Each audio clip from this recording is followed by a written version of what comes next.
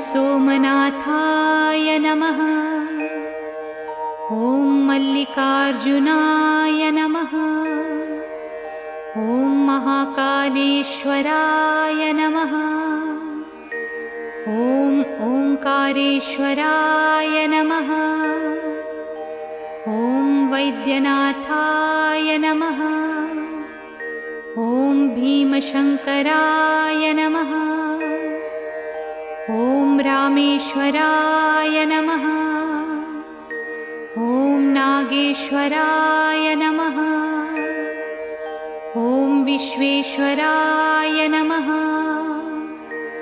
ॐ त्र्यंबकेश्वराय नमः।